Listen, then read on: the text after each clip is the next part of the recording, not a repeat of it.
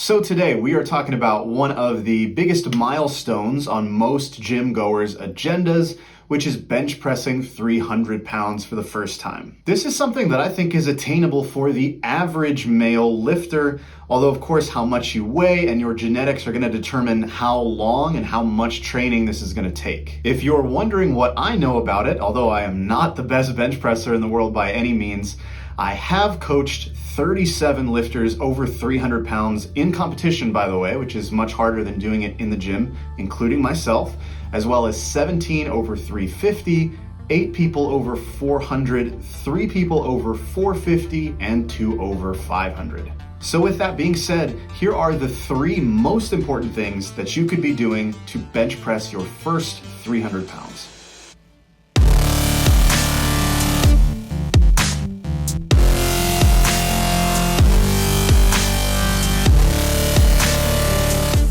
Getting right into it, the first point is you just have to get more jacked. I say it all the time because it's true. Muscle mass matters a lot more on bench press than the other 2 lifts, and there's just no getting around this. How much muscle you have probably matters more than your technique or your program or almost any other variable you can think of. It really is that big a deal. And while the bench press itself is a decent hypertrophy exercise by most metrics, you can do a lot better, and you must in your accessory work if this is a goal of yours. Things like dips, dumbbell bench press, shoulders, triceps, and upper back are absolutely essential for you to be hammering in your accessory work, and you should be pushing these just as hard, if not substantially harder, than your actual bench training. My second point is that to bench more, you need to bench more. And I mean a couple of things by that. People seem to visualize powerlifting training as roughly this evenly split pie chart between the 3 lifts. However, in reality and practice,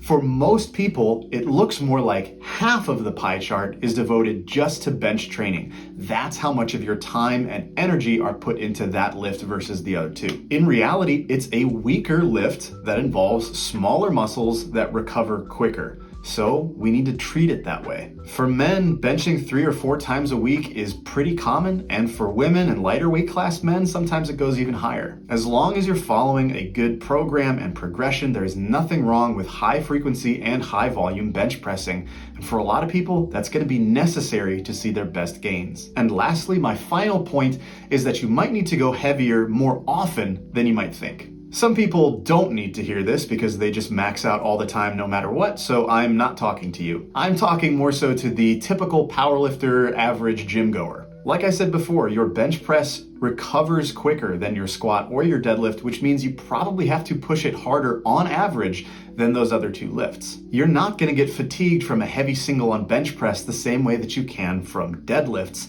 and you're probably going to be touching more than 85% more often on bench press than you will on squats. So if you're not already, you probably need at least a moderately heavy top set at least once a week, and for many people, it's going to be more than once per week. And that's it for today. I hope at least someone out there found these tips to be useful. If you have any questions for me, please leave them in the comments, and I promise I will get back to you. And subscribe if you like this sort of thing and you haven't already. I'll see you next time.